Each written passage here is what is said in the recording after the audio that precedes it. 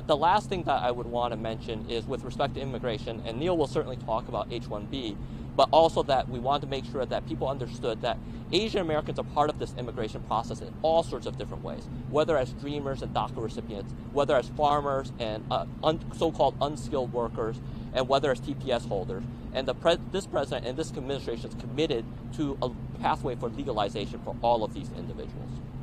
My organization, I specifically raised the issues of immigration and voting rights, and specifically the green card backlog, in the context of really explaining how the country caps are a remnant of exclusionary laws in the past, particularly enacted in the 20s.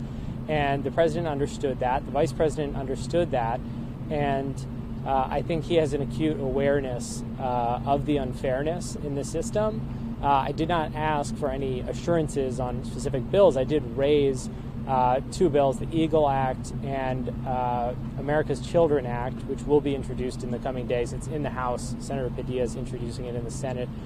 And, the second deals with documented dreamers who, like other dreamers, came here as children, but they had some legal status, and so they didn't qualify for DACA.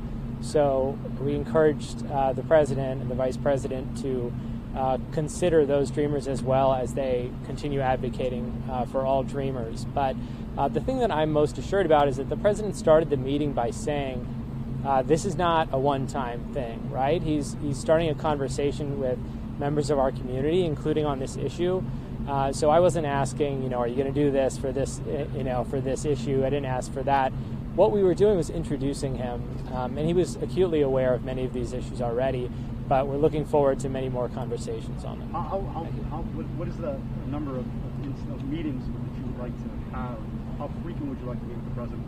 And ask the group as a whole, what is something discernible that you can point to that would satisfy what you just said? Sure. Well, I don't want to speak for the whole group. I did see that Latino leaders mentioned, 4 times a year or something like that. Which is reasonable, but obviously the president and vice president have many demands on their time. I think I should also say the staff is incredible, and their ability to follow up on policy is important. But we do want to continue the conversation directly, and we'll follow up and discuss what that means.